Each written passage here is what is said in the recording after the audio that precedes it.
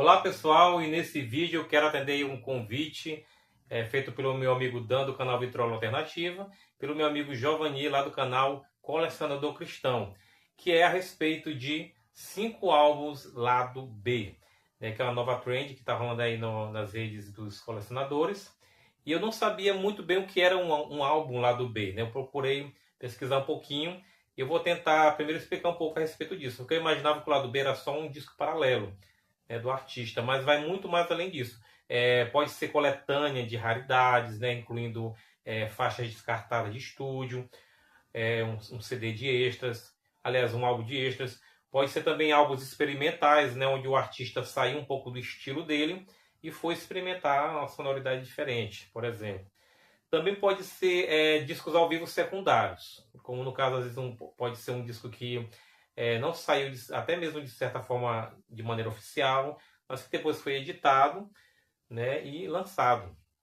Pode ser também projetos paralelos, né, daquele artista, né, daquela banda com outros músicos, ou até mesmo participando de outro tipo de gravações, como de trilhas sonoras, por exemplo.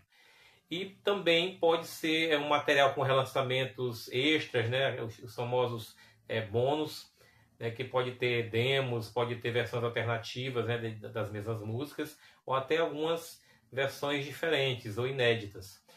E também pode ser alguns álbuns até mesmo ignorados pelo mercado, que acontece muito, né? Às vezes o artista lança um álbum e acaba sendo ignorado por boa parte do público, ou até mesmo da crítica. Então tudo isso inclui um álbum lado B. E eu fui descobrir que eu tenho alguns assim aqui na coleção. O primeiro que eu quero mostrar aqui para vocês é o Sound of Rain, o Som da Chuva 4. O Som da Chuva era uma conferência que era realizada lá no começo dos anos 2000, né? Teve 4 edições, se eu não me engano, que saíram em 4 CDs. E o Som da Chuva sempre tinha a participação de alguns ministérios internacionais, junto com ministérios brasileiros.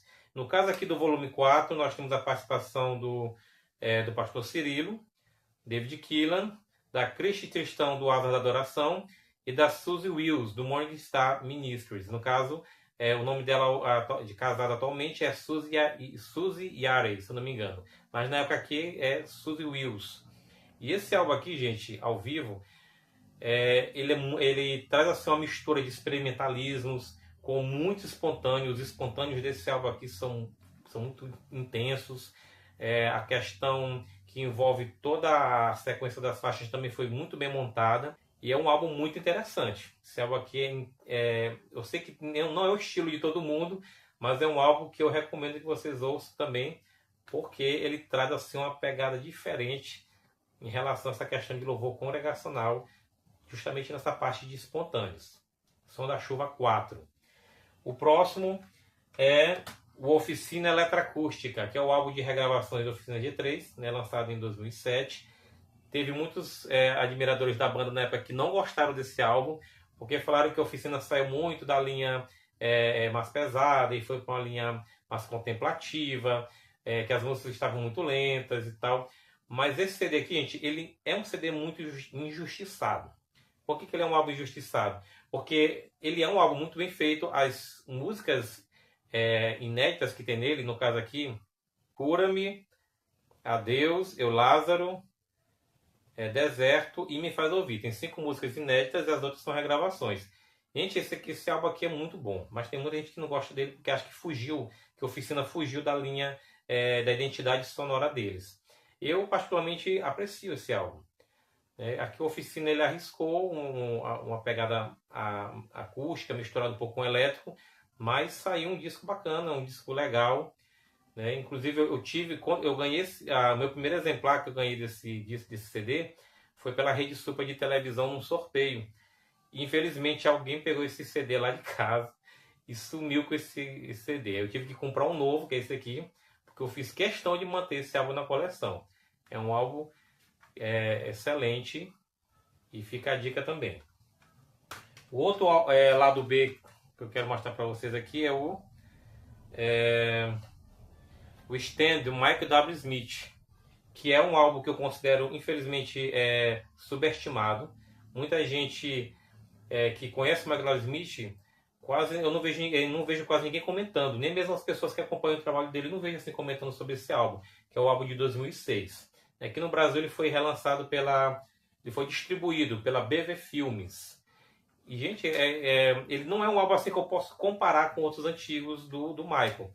Tem aquela pegada pop, né, já conhecida dele, mas com um tempero diferente, que no caso é a parceria com o cantor Leland Dayton, que é o vocalista da banda Leland, que justamente faz parceria com o Michael aqui em várias composições. A maioria das composições é justamente do Leland em parceria com o Michael. E são músicas muito boas. Eu não sei por que esse álbum aqui quase não é falado, né? Ele quase passou assim, quase que despercebido pelo público, pela crítica. Mas é um álbum assim que eu gosto muito. Eu sempre estou escutando ele, mas eu considero ele um álbum, infelizmente, subestimado. Stand do Michael W. Smith. O próximo é o Lágrima, da banda Lágrima mesmo, que é o trio Lágrima. Algumas pessoas pensam que esse álbum é um álbum específico do Vencedores por Cristo.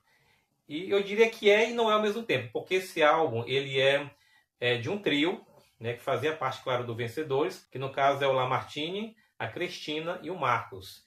Por isso o nome Lágrima, né? O Lá de Lamartine, né? O Cri de Cristina e o Mar de Marcos. Eles se juntaram a primeira sílaba de cada nome deles e justamente fizeram o nome do trio, né? Lágrima. Aqui tem um pequeno release aqui atrás explicando, né, a respeito do álbum. Esse álbum também tem uma pegada experimental, né? Mexe muito com influências da música popular brasileira de uma forma assim bem ousada para a época. A sonoridade desse disco é bastante moderna também para a época que ele foi lançado. E é um álbum assim espetacular que eu fico pensando por que as pessoas não lembram desse disco.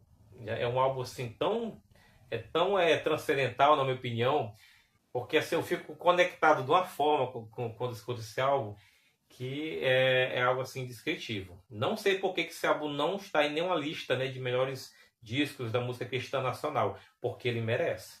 Esse disco aqui merece. Eu falo não é porque é um dos meus discos favoritos desde a infância, mas porque realmente ele tem uma sonoridade magnífica. O Lágrima, né, do trio Lágrima do Vencedores por Cristo. E o último aqui da sequência, o quinto álbum, é o Project Damage Control. No caso aqui, do próprio projeto, que leva o mesmo nome. Que, no caso, esse álbum é uma regravação de antigas músicas de uma banda dos anos 80 chamada Heart Attack. E os componentes dessa banda queriam regravar as canções deles, no caso, para a posteridade, né? Queriam manter aquelas gravações, né, acessíveis, né, já para o novo público. E eles chamaram quem mais para interpretar? Justamente o John Schlitt, né, do Petra, e o Louis Weaver, também do Petra, na bateria. Então esse álbum ele tem a participação desses dois membros do Petra, né, mas é claro que as composições elas são, né, desses membros dessa outra banda, né, da Heart Attack, mas a participação do John e do Louis aqui dá um toque assim especial, que você, escutando esse álbum, você pensa que é um disco paralelo do Petra. Mas na verdade é apenas uma participação, né, desses dois membros. Esse álbum é de 2005. Então eu recomendo muito esse álbum. Ele também foi distribuído aqui no Brasil pela BV Music na época. Então esse aqui é o quinto álbum que eu considero como lado B aqui da minha coleção.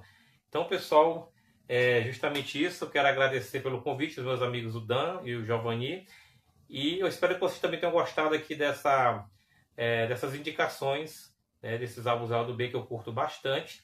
E que vai ficar aí como uma recomendação também para os nossos seguidores aqui no canal. Muito obrigado e vamos em frente, que Deus é com a gente.